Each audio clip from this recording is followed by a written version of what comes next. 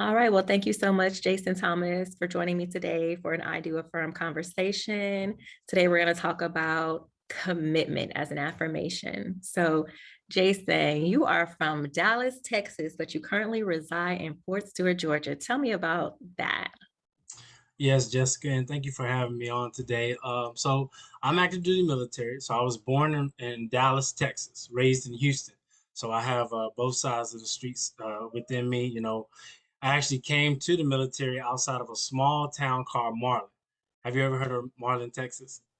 I know Marlon Wayans. Most people have never heard of it. Believe it or not, Jessica, I went from a 5A school to a 3A school. That was a class. My graduating class in Houston was 1,000 people, and my graduating class with Marlin was 84. So Oh my I God. know both sides. Big city, small town, country, and while I was in Marlin, a couple of my friends at the time was debating about joining the military, and one of them, his brother, was actually going to the Navy. Well, several recruiters later, they just wasn't cutting it for us. The Navy guy wasn't there. The Marines, they wanted me to shave my head. I had braids back then, believe it or not.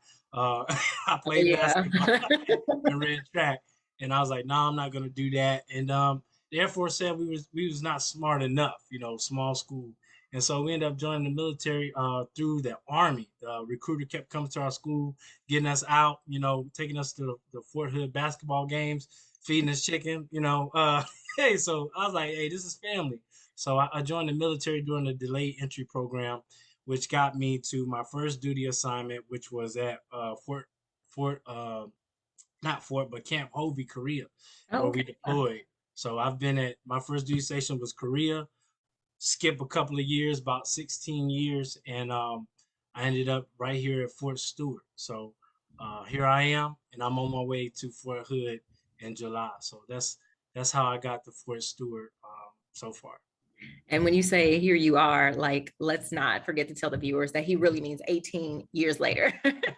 Because Yes, there was a lot in 18 years. between Yeah, Korea. there's a lot. There's a lot in between. Yes, Well, thank you for your service. appreciate you too. Yeah, okay, so I see you hold a BA in public administration. Amazing. So you're an educated man. You also have a master's degree in industrial and organizational psychology, which is really awesome. One of my closest girlfriends just actually finished that degree from, I believe it was George Mason University about a week or two ago. So Awesome, that's awesome. pretty high speed. So congratulations to you on that. I'm really proud Thank of you. you. Especially doing that, being a warrant officer in the Army. So did the Army pay for that or did you have to come out of pocket for that? So we all know the military does give us incentives, but yes, for the master's degree and above, you're gonna come out of pocket. I think I paid a total about $16,000 of my own pocket, out of pocket expense for that degree. So, Geez, you should have. I got a master's degree in the Army and I didn't come out of pocket for nothing, well, Jason. we need to talk and share that knowledge to more people.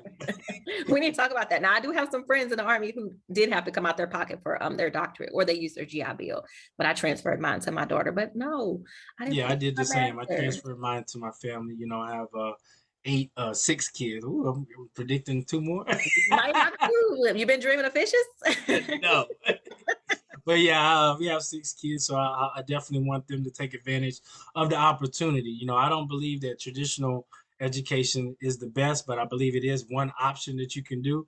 And so, with the state of Texas, we actually have the Hazelwood Act, and that is Yeah. allowing me to be Mhm. able to share thousands upon thousands of dollars with my family if they choose to go to school. So, Yeah, you definitely need to stay in Texas with all those kids so they can go to college. hey, I'm claiming Texas till I die. That's right. Oh, that's awesome. So let's talk about this. You're a financial educator, which is really awesome. I'm really into that kind of stuff too. So talk to me about that a little bit. So, believe it or not, most Americans, we just don't know what we don't know when it comes to finances. It's stuff that we just was never taught in school.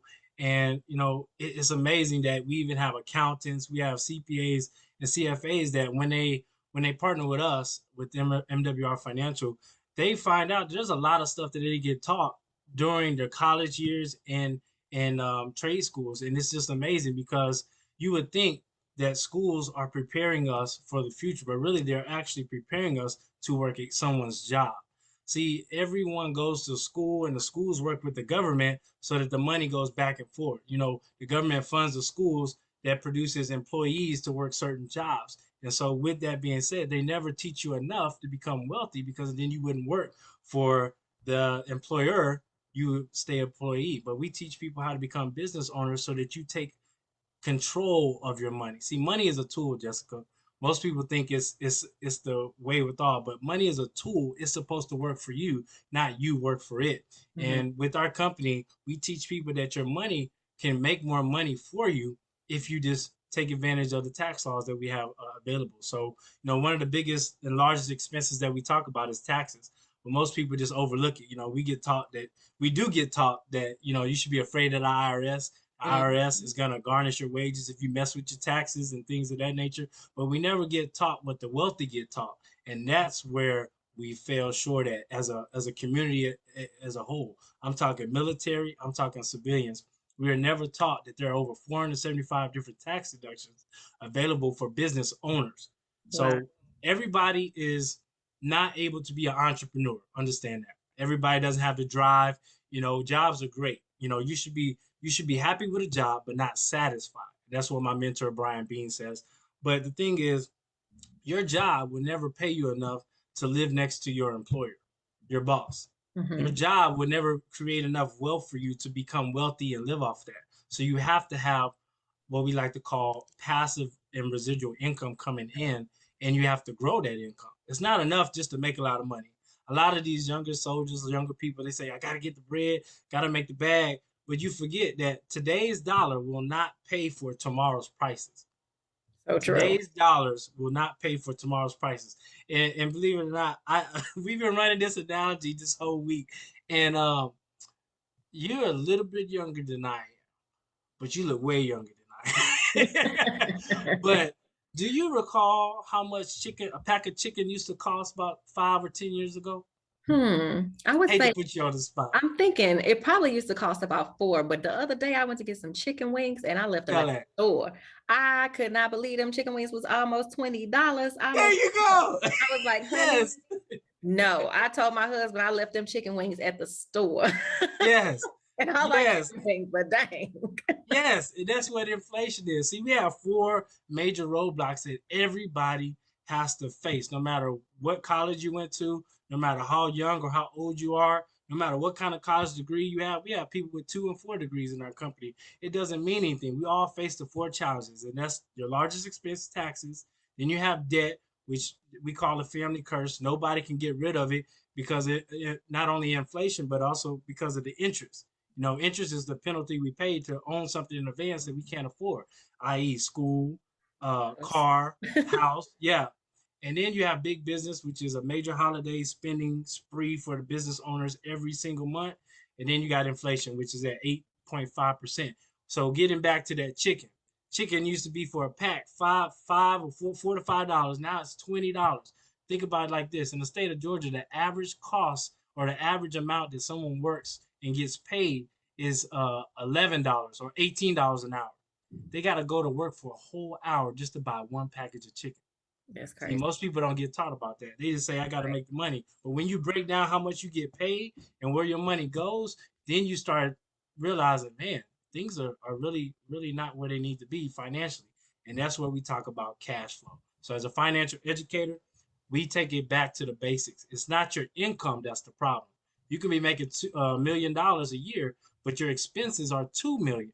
So Mhm. you only last for 6 months. You're broke by June. You're broke by Wednesday every week. Yep. The 15th of every month.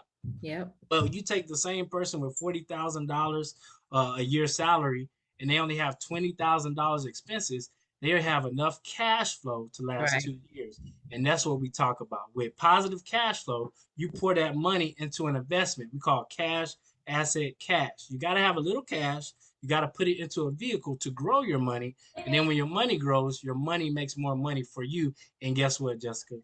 It gets taxed less than you working 9 to 5 every day at 28 to 33%.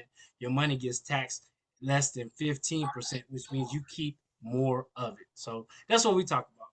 Wow. No, that's amazing. So that kind of That segues into commitment, right? In order for you to Yes. be better in life and be on a better financial footing, you have to be committed to making those changes. So that is actually really good. And I'm glad you are out there learning about it and breaking some generational curses and helping to educate the younger people and the wealthy and the non-business owners on how, we can get it together Yes. sooner in life.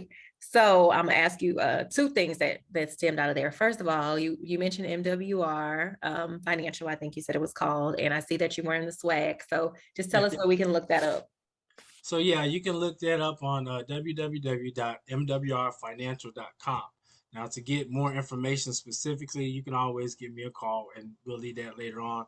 But the company is been around for 3 years now, but the corporations that we partner with have been around for 20 and 30 plus years. So it's a well-known company. It's going to be a household name. We have major events coming up. We just did our last recent corporate event at the CNN Omni in Atlanta, and then we're going to be in Wow. Las Vegas. No, I don't know the location yet, but we'll be in Las Vegas come September. So mwrfinancial.com. You can look us up just with that alone.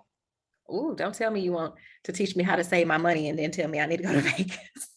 Hey, we show you how to write it off. We do paycations, not vacations. Yeah. And that's going to be a nice write off. Okay, well, I do love that. All right, and then there was another thing that you had mentioned. Okay, no, actually, I wanted to ask you if you could go back and tell your younger self, give yourself some financial advice, something that you know now that you didn't know back then that would have helped you throughout the years. What would you have told yourself? The biggest thing, believe it or not, and in the military we talk about it a lot. It's not what you know, it's who you know. And I relate that to my younger self. I would say, if you hang around four broke friends, you'll be the fifth. If you hang around four millionaire friends, you'll be the fifth. You got to put yourself in uncomfortable situations so that you can surpass your current limitations. That's military, that's financially. You will never know what you don't know until you get put into an area where you've never been. And so we learn that quickly in the military. We go overseas and we witness something completely different, a completely different culture and environment, but yet there are so many similarities that we can trace back to, but those differences stand out an awful lot. And so I would tell my younger self, find people that are smarter than you in every area of life and latch onto them. People that are doing stuff better than I am, do it earlier so that I learn that sooner. And my mentor, Mr. Brian Bean, did that at age 19. He literally he was working at the bank. They called it Nations Bank back then, but now Oh, it's called yeah. Bank of Mhm. America. Mhm. You knew that? I didn't know that. Nations Bank. Yeah, I'm from St. Louis. We had Nations Bank. Okay, I didn't know that. I thought it was always called Bank of America. But at age 19, he was appraising houses, and the houses were like millions of dollars, and he was only making $900 every 2 weeks. And he's like, "How is this possible that y'all are living in these houses?" So he latched on to some people, and by the age of 22, became a millionaire. And so that right there just tells me it's about who you know, not necessarily the college degree that you have. Although I would not frown upon college degrees because I love education. I Mhm. believe to be a lifelong student. So that's what I tell myself. No, I totally agree. And it sounds like not only did he latch on to people who were, who elevated him and inspired him to be better than what he was, at that time at 19, but he also committed himself to, climbing that ladder. And obviously he was successful. So it's good to know people like that to inspire you to do better. I mean, I feel like a lot of people just don't even have those type of people around them to be able to empower and inspire them. So it's always good, like you said, if you around four people who are just like you, or you the smartest person in the room, as the cliche says, but it's so true, then maybe you in the wrong room, unless you just like being where you are. Right. So what are some things that you've experienced in life that you've had to like put in that extra little work or that extra bit of commitment? So believe it or not, I like to challenge myself a lot. I've changed my diet numerous different times throughout my Ooh, military career. no. I've been vegan. I know, Me too. right? I tried that for 30 days. 30 days. I tried it for 30 days. I didn't mind vegan. It was better than me trying keto. I thought I was gonna have some heart cardiac arrest with the keto, but Oh yeah. and I didn't lose a lot of weight. I must not have ever got into ketosis, but Yes. I didn't really mind the vegan, but Everybody's different though, because I've done keto as well, and I lost a lot of weight. I shared that with others. Everything I do, I share because I believe it's important to share the information when it works.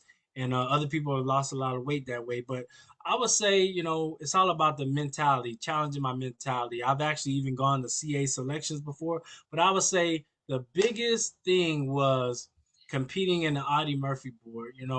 As a corporal, I started off as a corporal trying to compete. And for those that don't know, the Sergeant Audie Murphy Club is a organization comprised of the top 2% of non-commissioned officers of the United States Army. Um, prestigious, by the way. yeah. Oh yeah. Yes. Yes. Yes. Prestigious club, and it's a nonprofit organization here at Marne, in Fort Stewart area, Hinesville, Georgia, and it's all about pushing yourself, being the best leader for soldiers amongst the entire Army's formation. And so, with that, as a corporal, I went and competed, I guess you could say, against Sergeant First Class and Staff Sergeants. And believe it or not, the seniors, the sergeant majors had said I was the best in the room, but one sergeant major said no, and so it wasn't unanimous. So I went again, and the second time through that board, I was sweating. I've never sweated hard like that before, and I competed in quarter boards, and I had won NCO of the year already at that time, and so yeah. But that board, I was sweating. As soon as I got in, and I was feeling like I was gonna throw up. I did the board. They said I did great. Didn't come out unanimous. The second time I went in, I had made one small adjustment on my uniform, and they said you don't even know how to put your uniform on right, so get out. So I didn't get to see. The third time I went in, yes, I went 3 times. Wow, that's commitment. Yes, I walked in, I went through the board, and what's weird, Jessica, is that they called me back in right after, and I was like, oh Lord, what is it this time? So I walked in, and they said, you know what, Sergeant Thomas, we don't want to waste Sergeant at that time. We don't want to waste your time. We want to go ahead and let you know that you were inducted. I was like, what? I Oh, had to keep my composure. I was at attention, oh, but I was like, oh my gosh, thank you. So I got to go home, spend the rest of the day. That was one. The second hardest one, believe it or not, was becoming a warrant officer. It took me a 6 year journey, 6 year journey. And the reason why I say that is because I kept finding different roadblocks in the process. For those that don't know, that'll see this, that are not military, it's a board packet that you have to produce in order to get looked at. It's kind of like a resume, but this resume goes a lot of years, a lot of information, excessive information to find out if you're the right candidate to be a subject matter expert, a quiet professional in today's United States Army. So each year, I kept getting a different roadblock. Commander wouldn't want to sign because of this. Another person, wouldn't give me the letter of recommendation at the CW3 level. It got to the last year, and it said the ALARAC said it has to be a CW, I think it was a CW4 and higher that has to sign or something like that. And it was down to the wire. I had my letters from my commander, my battalion commander. I just needed that letter. And when the board packet was due, like 2 months down the road, they sent out another ALARAC. And one of my mentors that said, hey, Thomas, I got an ALARAC message saying CW3s can sign off on packets now. Hey, send me your packet. I'm ready to sign. awesome. Got it to him. He signed it. I was like, yes. Packet got submitted to HRC. Another block. Hey, you don't have an NCOER for this period of time. Oh, I no. need you to provide it, and you need to do it within the next 48 hours, or Oh, we my won't goodness. be able to process your packet. So here I am. Boom, send, got it done, submitted, and here I am today. Went through WOX, which was grueling. Warrant Officer Candidate school you have to go through before you actually get the The dots first or experience become of a my warrant. Army career, by the way. Yes, yes. I have a battle buddy in there right now. She just got through land nav, so it's beautiful that I got to finally see this. But here's the thing, my wife told me one day that she had the Lord had told her chief, and this was when I was a sergeant. Said chief. So with that confirmation, years before I made staff sergeant and sergeant first class, I switched over as a sergeant first class E7. So years later, it came to fruition, and here I am. I'm going on my third year as a warrant officer. So, when you want something bad enough and you pursue it long enough, you will create, and the universe will align things so that you can get what you ask for if you want it enough. I believe, I believe in a higher power. I believe in Jesus Christ and Lord. But most importantly, I believe that if you ask for it, He'll give it to you. But you got to be prepared to accept the challenges that come with that. And a lot of us, we just want it on a silver platter. You got to be able to. I'm trying to get the word out, but you got to be a good steward of what you're about to get Hmm. before He can grant it to you. So, yeah, that's that whole story. Oh no, well, that is amazing. Yeah, I can totally empathize and sympathize with you on that candidate school, that land navigation, which for those of you who do not know, that's basically when they put us in the woods with a compass and tell us, here are some points, which is like locations that you have to find with this compass. And there's like animals out there like snakes and banana spiders and maybe some wild hogs. It is Hot. scary. Oh, it's hot as hell because this school is in Lower Alabama, by the way. So it's very terrifying. And And you you got a time limit. and you have a time limit. Yes. Yeah. And I once upon a time wanted to do Audie Murphy. And then when I started studying the bio and realized I had to memorize that whole thing, I could never get past like Sergeant Audie Murphy was a legend in his own right. After that, I was like, I adore and admire people who were there, blue medallion or the blue ribbon medallion, but I never got to experience that because I would never be able to get that. I'm still struggling with the creeds, okay? But no, that's phenomenal. And obviously, like you mentioned, you had to be committed. You committed yourself to 6 years. You never gave up. You never took no for an answer. You never let anyone else tell you what was not meant for you. And I always say that what is meant for me will be. That's what I say. What's meant for me will be, but it's never on our time, right? Sometimes when we want things on our time, we don't realize that we ain't really ready for it. A lot of Yeah. times when we're trying to rush the process or rush the universe or rush God or whatever, higher being that we believe in, things don't work out right for us. It's just because this everything has not aligned yet. It's not, we still have things to get in order. And so I think that's what happened with you, but look at you now. It's Yeah. amazing. So Awesome. kudos there. Okay. So that was a really good answer. I really appreciate that. All right. So I asked you to give me your quote or tagline or something that, you kind of use often, something that, reminds you of the way that you live your life. And so you said, life is what you make it, so make it count. Can you elaborate on that? Yeah, um, most of my adult life, I've always internalized just life is what you make it. And I added on, you should make it count just to give it some more clarity. Because, in today's age, the main saying that I hear all the time, it is what it is. And that can mean a lot for a lot of different people, but I don't believe in the way, in my opinion, I don't believe it is what it is. And whatever it is, I mean life. I mean, life is not it is what it is. You have to be willing to create the life you want. And if you don't have the life that you want, it's because you didn't create the life that you have. And so I say life is what you make it. With all those setbacks, do you want to become a warrant officer or do you not? You shouldn't let the world dictate where you go and how you become. You have enough in you to create the atmosphere that you want in the environment that you should live in. But you have to believe that. And that's why I say life is what you make it. So make it count. Oh, that's good. Actually, I completely believe we can put those two together. You can say it is what it is because that's what you let it be, right? Life is what you make it. So if it is what it is, then that's what you allowed it to be. That's what you made it. You didn't Yes. make it count, right?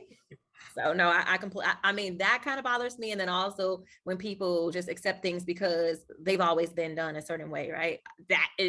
Like that's a definitely military thing or probably in the corporate world or any business environment. Someone to tell you that's just how we do it. We've always done it that way. Like that is like one of my biggest pet peeves. It's like, well, yeah, Yes. let's let's innovate. Yes. Times change, things change. Yes. People change. Yes. Well, I really appreciate it so much for you coming and spending a little bit of your time today to talk about, just your journey from Dallas to Houston to Korea to Stewart, going on to Texas, back to Texas, so back home with your 6 kids and Yes. maybe two on the way. Since you think you got 8. I don't know. Tell me what your wife thinks after this interview. She probably gonna be like, I'm gonna knock your head off. Don't play with me. She ain't trying to hear it, I'm sure. No, not in that heat. I know. Yes, I actually lived there where you're going before I came up here to the DMV area, and I loved it, but it was hot as hell. I ain't Yeah. trying to go back. I Mm-mm, love the heat. I love the heat. I was at Fort Drum as well, and that's yeah, mm-mm, that's a wholly different mm-mm. environment. I don't love the cold. I do like being hot, but that Texas heat, that's different. That's like thirsty heat. That's different. But no, I appreciate it. And you just continue to do, what you're doing, helping others. I see you on Facebook. I see you dealing with a lot of people that I know, bringing them in under your wing, allowing them to be able to help others. You stay committed both in your professional and your personal endeavors. Just continue being a phenomenal person, continue being a mentor, a leader, a role model, um, and continue building your brands. Who knows? You already know at least one millionaire, so you need Yeah. to find about three Oh, more. I know a couple of them. I know a couple of them. Three We got a more just couple of them around. here in Hinesville as well. I mean, commitment is huge. So, people just got to understand that it takes a lot more. It takes a lot more to get started. But once the momentum is going, your Yeah. commitment will push you into the success that you seek. So I think that's what it is. Yeah, no, I agree. Thank you so much, Jason. I really appreciate it. And you have a good day. Hey, I thank you for appreciate it. having me. Of Be course. blessed. You take care. Thank you.